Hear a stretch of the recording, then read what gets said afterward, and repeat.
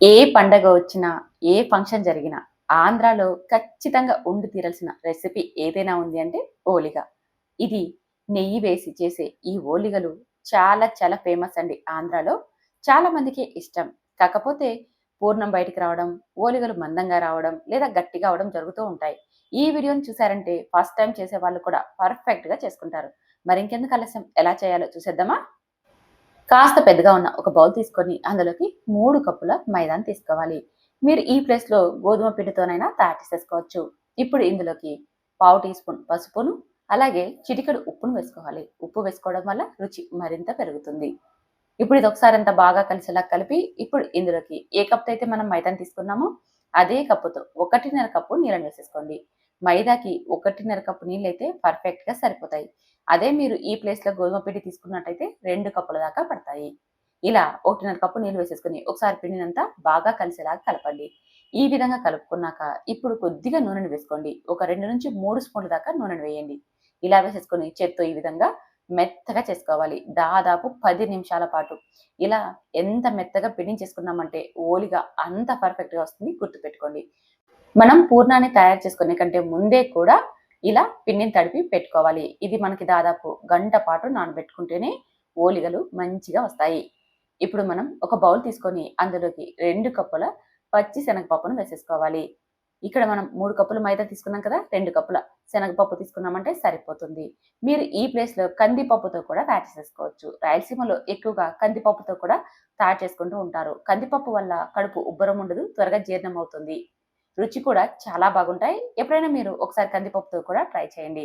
ఈ శనగపప్పును 2-3 సార్లు శుభ్రంగా కడిగాక ఇందులోకి 1 లీటర్ దాకా నీళ్ళని వేసుకోవాలి. ఓలిగ చారు తయారు చేసుకుంటున్నట్టయితే 1 లీటర్ వేసుకోండి. లేదు అనుకుంటే ఒక హాఫ్ లీటర్ వాటర్ వేసుకున్నా సరిపోతాయి. ఇందులోకి కూడా చిటికెడు పసుపును వేసేసుకొని ఇది స్టవ్ మీద పెట్టి మధ్య మధ్యలో కలుపుతూ ఉడికించుకోవాలి. పప్పు ఉడికేటప్పుడు ఇలా పొంగు వస్తుంది కదా! ఈ పొంగును తీసేసుకోవాలి. ఈ పొంగులో ప్యూరిన్స్ అనే పదార్థాలు ఎక్కువ ఉంటాయి. వీటిని ఎక్కువగా తీసుకోవడం వల్ల శరీరంలో యూరిక్ యాసిడ్ స్థాయిలు పెరిగి మనకి భవిష్యత్తులో కీళ్ళ నొప్పులు వచ్చే అవకాశం ఎక్కువగా ఉంటుంది. అంతేకాకుండా అజీర్తి కూడా కలుగుతుంది. అందుకని ఇలా నురగను తీసేసుకుంటూ మనం మధ్య మధ్యలో కలుపుతూ ఉడికించుకోవాలి. అలాగే పొంగు రాకుండా ఉండాలంటే కొద్దిగా నూనెను వేసుకున్నామనుకోండి, మనకి పప్పు ఉడికేటప్పుడు పొంగిపోకుండా ఉంటుంది.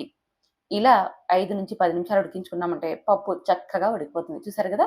నలిపితే మెత్తగా నలిగిపోతున్నాయి. అలాగే బేడలు కూడా ట్రాన్స్‌పరెంట్‌గా అయిపోయాయి. ఇప్పుడు మనం స్టవ్ మీద నుంచి దించి స్ట్రెయినర్ సహాయంతో కానీ, లేదా ఏదైనా ఒక ప్లేట్ కానీ వేసేసుకొని, అందులోని జ్యూస్‌నంతా కూడా అదేనండి రసాన్నంతా కూడా ఒంపేసేసి తీసేసుకోవాలి. చూస్తున్నారు గదా! మనకి వాటర్ అంతా ఏమి లేకుండా ఒంపేసాక, ఇప్పుడు అదే బౌల్‌లోకి ఈ శనగపప్పును వేసేసుకోవాలి. ఇక్కడ నేను ఓలుగ చారును కూడా తయారు చేస్తున్నానండి. అది మీకు కావాలంటే కామెంట్ చేయండి. నెక్స్ట్ వీడియోలో చూపిస్తాను. ఇప్పుడు ఏ కప్పుతో అయితే మనం శనగపప్పును తీసుకున్నామో అదే కప్పుతో 1 కప్పు దాకా బెల్లం తురుము తీసుకోవాలి. 2 కప్పుల శనగపప్పుకి 1 కప్పు స్వీట్ అనేది పర్ఫెక్ట్‌గా సరిపోతుంది. అలాగే మీ రుచిని బట్టి ఇలాచీని వేసేసుకోవాలి. అలాగే 1 కప్పు దాకా పచ్చి కొబ్బరి తురుమును వేసేసుకోవాలి. పచ్చి కొబ్బరి వేసుకోవడం వల్ల ఈ ఓలిగల రుచి చాలా బాగుంటాయండి. ఒకవేళ మీకు నచ్చకుంటే స్కిప్ చేసేసుకోవచ్చు. ఇప్పుడు ఇదంతా స్టవ్ మీద పెట్టి మధ్య మధ్యలో కలుపుతూ ఇలా ఉడికించుకోవాలి. మరొక 3 నిమిషాలు ఇలా ఉడికించాము అంటే బెల్లం కరిగిపోతుంది. ఇలా ఉడికించుకోవడం వల్ల ఓలిగలు మనకి 3-4 రోజుల పాటు నిల్వ ఉంటాయి. రుచి కూడా చాలా చాలా బాగుంటాయి. ఒకసారి ఇలా ఉడికించి చూడండి.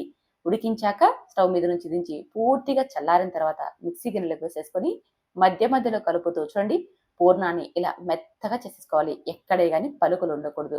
పలుకులు ఉన్నాయనుకోండి మనం ఓలిగలు ఒత్తేటప్పుడు చిన్న చిన్న చిల్లులు పడుతూ వస్తాయి. అందుకని మీరు పూర్ణాన్ని మెత్తగా రుబ్బుకోండి. గ్రైండర్‌లో అయినా సరే, మిక్సీలో అయినా సరే. ఇలా పూర్ణాన్ని మెత్తగా చేసుకున్నాక ఇదంతా ఒక బౌల్‌లోకి వేసేసుకొని ఒకసారి ఇదంతా బాగా కలిసేలా కలపండి. మనం వాయిల్‌గా గ్రైండ్ చేసుకున్నాం కాబట్టి ఒక వాయిలో స్వీట్ ఎక్కువ అయ్యుండొచ్చు, తక్కువ అయ్యుండొచ్చు. ఒకసారి పూర్ణాన్నంతా మంచిగా కలిపేసేసి ఇప్పుడు ఎంత సైజులో కావాలో అంత సైజులో అన్ని ఉండలను చేసేసుకొని ఒక ప్లేట్‌లో ఉంచుకోండి.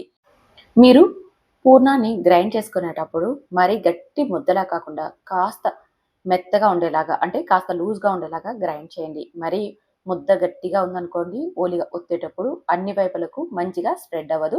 ఓలిగలు చాలా గట్టిగా వస్తాయి. ఇప్పుడు మనం మైదా పిండిని సాఫ్ట్‌గా చేసి పెట్టుకున్నాం కదా! చూడండి ఎంత మెత్తగా అయిపోయిందో. ఇలా కొద్దిసేపు పిండిని పక్కనుంచేసేసుకున్నామనుకోండి, పిండి మనకి బాగా సెట్ అయిపోతుంది. ఇప్పుడు పూర్ణం సైజ్ కంటే కూడా కాస్త తక్కువ ఉండేలాగా తీసేసుకోండి. ఇలా తీసేసుకొని బటర్ పేపర్ కానీ లేదా ఇలాంటి ఓలిగ కవర్లు అదేనండి పూర్ణం భక్షాలు చేయడానికి ఇలాంటి పేపర్స్ దొరుకుతాయి. వాటిని తెచ్చేసేసుకొని ముందుగానే సిద్ధం చేసి పెట్టుకున్న ఈ మైదా పిండి ముద్దను తీసేసుకొని చేతితో ఇలా చిన్న పూరిలాగా వెడల్పుగా చేసేసుకోవాలి. ఇందులో మనం తయారు చేసుకున్న పూర్ణం ముద్దను మధ్యలో ఉంచి మైదా పిండితో అన్ని వైపులా కవర్ చేస్తూ పైన ఎక్స్ట్రా ఉన్న పిండిని తీసేసేయాలి. ఇప్పుడు ఈ ఉండను మరొకసారి బాగా రౌండ్ షేప్లో చేయాలి. అప్పుడు మైదా ముద్ద అన్ని వైపులకు వెళ్ళి పూర్ణం బయటకు రాకుండా ఉంచుతుంది. ఇప్పుడు బటర్ పేపర్ పైన ఈ పిండి ముద్దను ఉంచేసేసుకొని పిండి లోపల నుంచి బయటికి రాకోకుండా చేత్తో ఇలా స్మూత్గా మనం ఎంత వీలైతే అంత పలుచగా ఈ ఓలిగలను ఒత్తుకోవాలి. చూస్తున్నారు కదా ఎంత ఈజీగా స్ప్రెడ్ అవుతుందో. మీకు చేతికి అంటుకుంటుంది అంటే అప్పుడు కొద్దిగా నూనెని అప్లై చేసేసుకొని ఈ విధంగా నేను వీడియోలో చూపించిన విధంగా ఇలా పలుచగా మనం ఒత్తేసేసుకోవాలి. చూడండి ఎంత పలుచగా వచ్చేస్తున్నాయో, చాలా అంటే చాలా పలుచగా వస్తాయండి. మనం పూర్ణాన్ని మరి గట్టిగా కాకుండా కాస్త సాఫ్ట్గా ఉండేలాగా గ్రైండ్ చేసేసుకోవాలి. అలాగే మైదా ముద్ద కూడా నేను వీడియోలో చూపించిన విధంగా అలా సాఫ్ట్గా తయారు చేసుకున్నారనుకోండి ఓలిగలు చాలా చాలా పలుచగా వస్తాయి. చూడండి ఇక్కడ రెండో విధానంలో కూడా చూపిస్తున్నాను చూడండి. మనం ఇలా చేత్తో రొట్టెలు ఒత్తినట్టుగా ఒత్తచ్చు. లేదనుకోండి ఇక నేను వీడియోలో చూపించిన విధంగా వేళ్ళ సహాయంతో ఇలా స్ప్రెడ్ చేసుకున్నా సరే ఓలిగలు మనకి పల్చగా వస్తాయి. రెండు విధాలుగా మనం ఓలిగల్ని తయారు చేసేసుకోవచ్చు. ఈ రెండు విధాలు కూడా చాలా చాలా ఈజీ అండి. చూడండి ఎంత పల్చగా వస్తున్నాయో, చాలా ఈజీగా స్ప్రెడ్ చేసేసుకోవచ్చు అండి. కొద్దిగా ఆయిల్ని అప్లై చేసుకున్నామంటే చాలు మనకి ఎంత పలుచగా కావాలంటే అంత పలుచగా వస్తాయి. ఇప్పుడు స్టవ్ మీద పెనం పెట్టి బాగా వేడెక్కిన తర్వాత మనం తయారు చేసి పెట్టుకున్న ఈ ఓలిగను వేసుకోవాలి. అదేనండి పూర్ణం భక్షాలు అంటారు. కొన్ని ప్రాంతాలలో పూర్ణం పోలీలు అని కూడా పిలుస్తారు. ఒక్కొక్క ప్రాంతంలో ఒక్కొక్కలాగా పిలుస్తారు. వీటిని నెయ్యి వేసి బాగా కాల్చి తీసుకున్నామంటే రుచి చాలా చాలా బాగుంటాయండి.